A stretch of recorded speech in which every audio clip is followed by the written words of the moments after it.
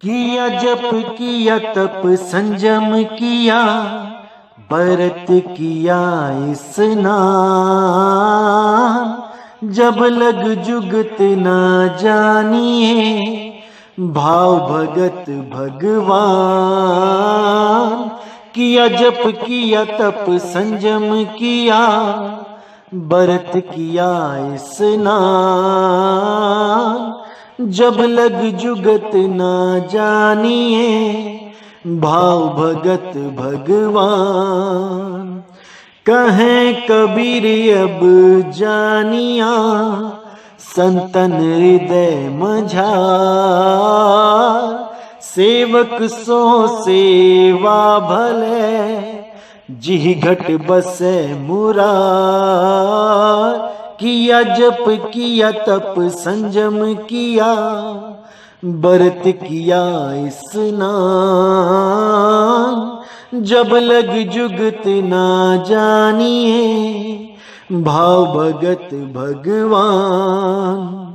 सुरग बासना बाछिए, डरिए न नरक निवास। होना है सो होई है, मन ही न कीजय आस। किया जप किया तप संयम किया, व्रत किया स्नान। जब लग जुगत ना जानिए, भाव भगत भगवान। किया जप किया तप संयम किया, व्रत किया स्नान। जब लग जुगत ना जानिए, भाव भगत भगवान। नमस्कार मेरे प्यारे भाइयों, मेरे परमपिता परमात्मा के प्यारे जीव हंसों। मैं परमपिता परमात्मा से यही अरदास करता हूं कि आप सब मेरे भाइयों का विवेक पहले से ज्यादा और ज्यादा से ज्यादा बढ़ता ही जाए, और ऐसी कोई दुविधा ना रहे जो मेरे भाइयों के मन में 1% भी भ्रम पैदा कर पाए। मैं बस यही अरदास करता हूं बंदी छोड़ से कि आप सब भाइयों के जितने भ्रम हैं वो सब टूटते ही चले जाएं, और ये जितने भी भरमाने के लिए बैठे हैं इन सब की चाल को आप समझ पाओ। कैसे ये आपको सत्य से दूर करने के लिए जाल बिछा के बैठे हैं, इनके जाल को अच्छी तरह समझना है, तभी आप बच पाओगे।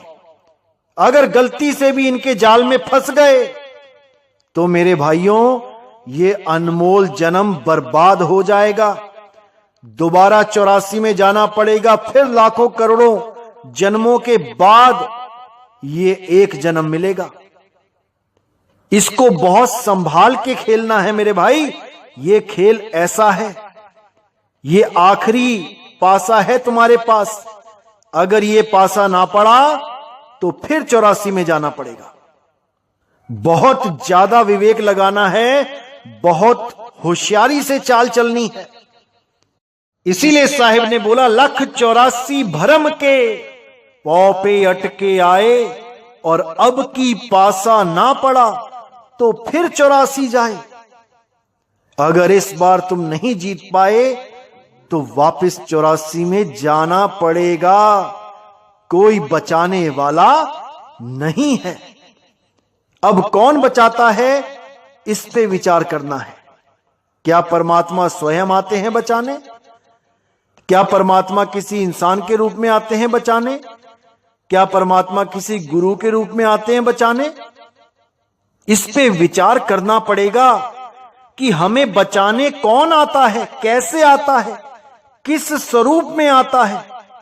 जब तक इस पे विचार नहीं किया, जब तक मेरे भाई वो परमात्मा किसी को मिलने वाला नहीं।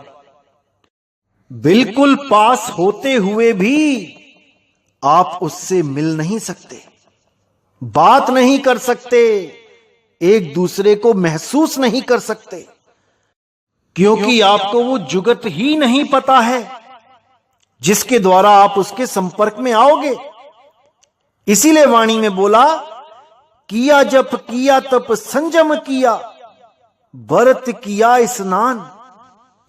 जब लग जुगत न जानिए, भाव भगत भगवान। कितना ही जप कर लो, कितना ही तप कर लो, व्रत कर लो, नितनेम कर लो, कुछ भी कर लो, जब तक जुगत नहीं मिली, जुगती नहीं मिली गुरु से, जब तक बात नहीं बनेगी, वो भाव भगत भगवान वो मिलने वाला नहीं है।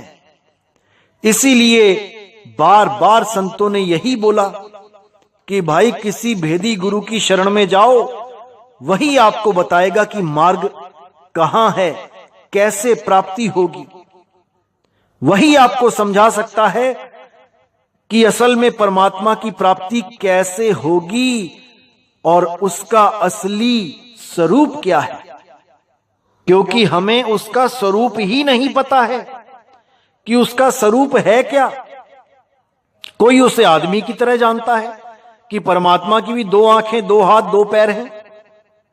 कोई उसे निराकार की तरह जानता है कि परमात्मा का कोई आकार नहीं है, 5 तत्वों में रमा हुआ है। वो परमात्मा नहीं है, वो ब्रह्म है जो 5 तत्वों में रमा हुआ है। परमात्मा तो तत्वों से परे है, परमात्मा तो देही से परे है, वो विदेही है मेरे भाई, विदेही है। अब उसके बारे में पता लगे तो कैसे लगे, बस यही समझना है।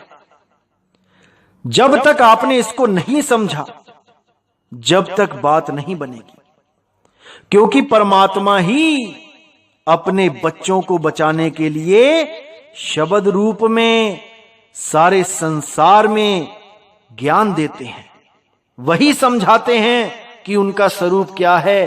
कोई बता नहीं सकता जब तक वो कृपा ना कर दे। अपने सेवक की आपे राखे, आपे नाम जपावे। अपने सेवक को वो स्वयं दात देता है, अपने स्वरूप की दात देता है। वो बोध करवाता है कि मेरा असली स्वरूप क्या है, और जिस सेवक को बोध कराता है उसी के द्वारा प्रचार भी करवाता है, उसी के द्वारा सारे ब्रह्मांड में ज्ञान का उजागर करवाता है। जैसे बाबा नानक के मुख से परमात्मा ने ही ये ज्ञान बोला। इसीलिए नानक साहिब ने बोला, जैसी मैं आई खसम की बाणी, तैसा करी बयान वे लालो। यानी जैसी वाणी मेरे मुख से निकल रही है, बिल्कुल वैसा ही बयान करना। एक भी शब्द इधर से उधर ना होए, एक भी भाव इधर से उधर ना होए। जैसी वाणी परमात्मा मेरे मुख से बुलवा रहे हैं, वही बयान करना, क्योंकि ये मेरी वाणी नहीं, ये धुर की वाणी है, ये परमात्मा की वाणी है।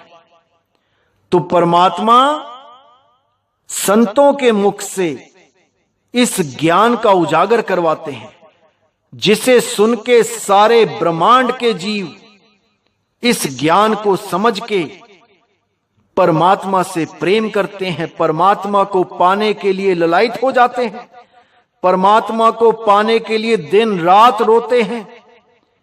तब जाके परमात्मा उनको रास्ता देता है, परमात्मा उनको अपने आप में समा लेता है। सुरत समाए शब्द में, वाको काल न खाए। अरे जाप मरे अजपा मरे, अनहद भी मर जाए। ये जाप, ये अजपा, ये अनहद का ज्ञान देने वाले गुरु कभी परमात्मा तक नहीं पहुंचा सकते, क्योंकि परमात्मा तक पहुंचाने वाला गुरु केवल सार शब्द का भेद देता है, आपकी सूरत को ठिकाना देता है, कहां पे सूरत को रखना है, कैसे उसका सिमरन करना है, क्या क्या अनुभव होते हैं, ये सब की जानकारी देके वो आपको निर्भय पद में लेके आने की कोशिश करता है। जब आप अपने शरीर से हटके उस शब्द गुरु में सूरत को रमाते हो, तब आप समझ पाते हो कि वो परमात्मा का स्वरूप है क्या। नहीं तो इसी जप में, तप में, व्रत में, नित्यनेम में, इन पूजा स्थानों में, इन स्नानों में, इसी में अपना जीवन बर्बाद करके वो जीव फिर 84 में चला जाता है। ऐसा नहीं है कि ये सब करने से पुण्य नहीं मिलते, बिल्कुल मिलते हैं। अगले जन्मों में अच्छे अमीर घराने में पैदा हो जाओगे, बड़े बड़े मंत्री संतरी के घर पैदा हो जाओगे, बड़े बड़े राजाओं के यहां पैदा हो जाओगे। फिर क्या होगा? तपोराज राजो नरकम। तपस्या करी तो राजा बन गए और राजपाठ में उलझ के, राजपाठ के भोग विलासों में पड़ के वापिस नरकगामी हो गए, वापिस किसी गर्भ में चले गए। इसीलिए साहिब ने बोला, जहां से आया वहीं समाया, कहे कबीर तूने क्या कमाया।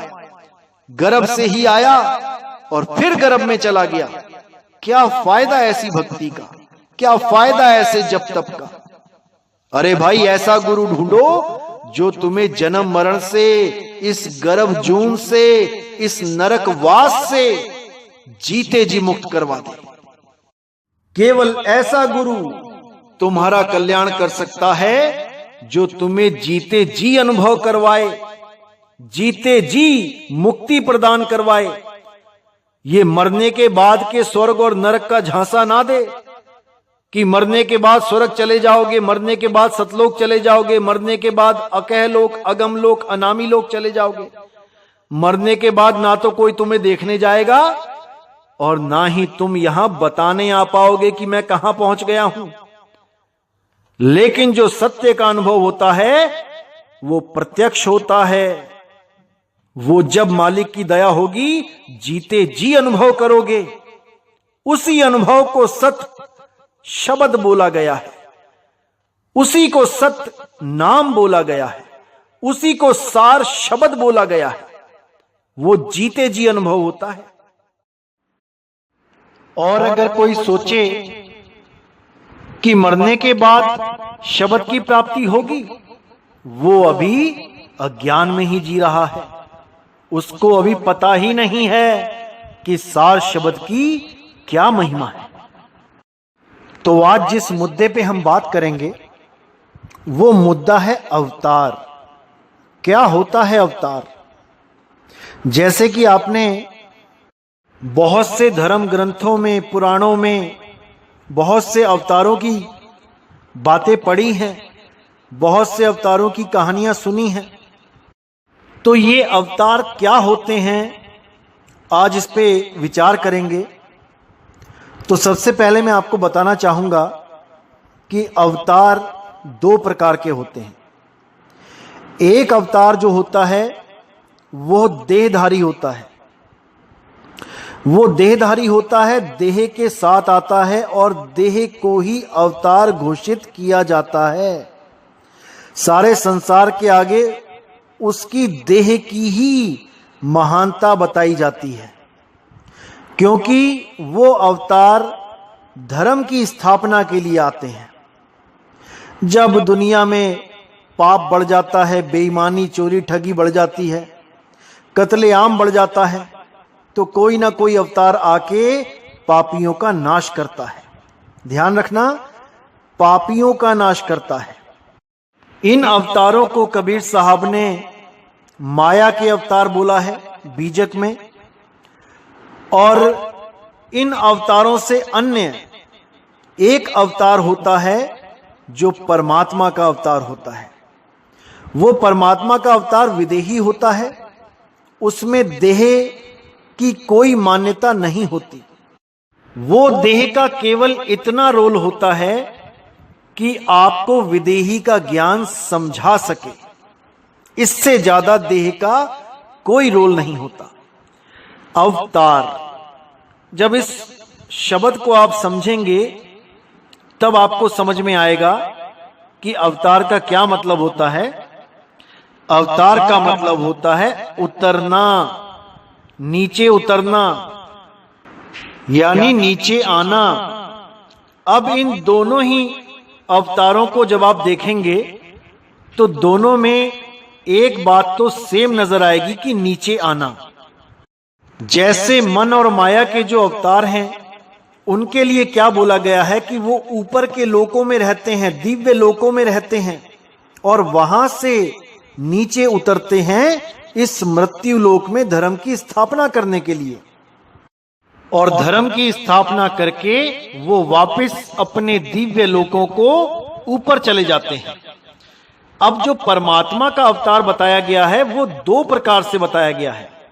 एक तो वो गुरु रूप में आके सारी दुनिया को ज्ञान देते हैं, ज्ञान को समझा के उनको मुक्ति पदार्थ देते हैं, राम रस देते हैं। जैसे वाणी में भी आता है कि मौला आदमी बन आया, वो परमात्मा एक आदमी का रूप धारण करके सारे समाज को जगाने के लिए आया।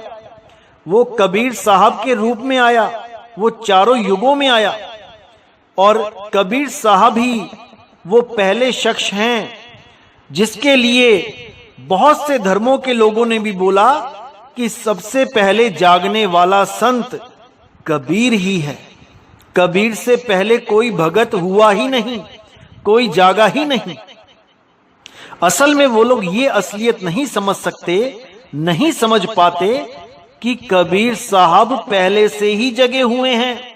वो तो हमें जगाने के लिए इस दुनिया में आ रहे हैं, हमें समझाने के लिए दुनिया में आ रहे हैं। और गुरु भी कौन सा धारण कर रहे हैं? जो खुद मूर्ति पूजा करता है। कितनी महानता है देखो।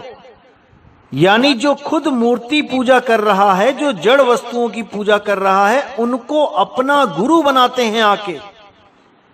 कितनी बड़ी बात है। तो एक अवतार तो ये हो गया कि वो शरीर धारण करके अपनी इच्छा से इस दुनिया में आके प्रचार करते हैं, हमें समझाते हैं। और दूसरा अवतार होता है शब्द रूप में। वो कैसे होता है? जब वो संतों के द्वारा शब्दों के माध्यम से सारे जगत में ज्ञान पसारा करते हैं, तब वो उनका दूसरा रूप होता है अवतार का। वो शब्द रूप में उस संत के अंग संग होते हैं। इसीलिए बोला गया, साहिब कबीर का सब घटवासा, गुप्त प्रगट कुछ अजब तमाशा। जहां संत तहां प्रगट भयहू, और जहां असंत गुप्त तहां रहूं। जहां पर भी कोई संत है जो सत्य को जानता है, जो सत्य की बात कर रहा है, वहां पर साहिब प्रगट हैं, शब्द रूप में प्रगट हैं। वो संत खुद भी शब्द से जुड़ा होता है और सारे जगत को जोड़ सकता है। और जहां असंत है वहां पे साहिब प्रगट होते हुए भी गुप्त हैं। वो ना तो खुद जुड़ सकता है, ना ही किसी को जोड़ सकता है। इसीलिए वो अवतार नहीं कहला रहा है। भले वो संत कहलाता है, लेकिन अवतार नहीं कहला सकता। क्योंकि कबीर साहब वहीं पे अवतार लेते हैं जहां पे सत्य ज्ञान होता है, जहां पे सत्य नाम होता है। इसीलिए साहिब ने बोला था कि चौथी गद्दी होई अवतारा, डंका बाजी सब संसारा। हम ही उनके सिर बैठब आई, और वासे पार कोई नहीं पाई। यानी कि शब्द रूप में मैं ही ज्ञान दे रहा हूंगा, ये सारा भेद मैं ही समझा रहा हूंगा, और शरीर तो एकमात्र जरिया होगा। और जो शरीर को अवतार मानेगा वो कभी मुक्त नहीं हो पाएगा, क्योंकि अवतार केवल परमात्मा है, परमात्मा के अलावा कोई नहीं है। शब्द गुरु ही अवतार है, और शब्दों के माध्यम से ही सारी दुनिया को चेताने के लिए आते हैं। इसीलिए बोला, हम हैं शब्द, शब्द हम माही, शब्द से भिन्न और कछु नाही। शब्द न बिन से देही, कहें कबीर हम शब्द सने। इसलिए केवल और केवल परमात्मा ही अवतार है, शब्द गुरु ही अवतार है, इसके अलावा कोई नहीं। कोई भी गलती से भी देह को अवतार नहीं मानना, क्योंकि देह विनश जाएगी, देह खत्म हो जाएगी, देह का नाश हो जाएगा, लेकिन शब्द का नाश कभी नहीं हो सकता। इसीलिए बोला गया शब्द गुरु सुरत धुन चेला। देह की तो कहीं बात ही नहीं है। देह तो केवल एक माध्यम है समझाने के लिए, इससे ज्यादा देह का कोई रोल नहीं है। चाहे गुरु की देह हो, चाहे हो चेले की, एक दिन दोनों का ही विनाश होगा। इसलिए मेरे भाइयों, देह से हटके हमें केवल विदेह शब्द गुरु की भक्ति करनी चाहिए। उसके अलावा सब झूठ है, सब मिथ्या है, सब कोरी कल्पना है। तो मेरे भाइयों, आओ और उस शब्द गुरु को अच्छी तरह समझो और उससे अपनी सूरत को जोड़ो और इस भव बंधन से सदा सदा के लिए मुक्त हो जाओ। और वो शब्द गुरु सबके अंग संग है। बस कोई भेदी गुरु मिल जाए जो उस शब्द गुरु से हमें जोड़ दे। तो अपनी वाणी पे यहीं विराम देता हूं और अगला सत्संग बहुत जल्दी आएगा। उम्मीद है सारे भरम टूटेंगे। तब तक के लिए मुझे विदा करें। बोलिए सतगुरु बंदी छोड़ सतगुरु सत्य कबीर साहिब की सदा ही जय हो, सदा ही जय हो मेरे मालिक की साहिब बंदगी सतनाम।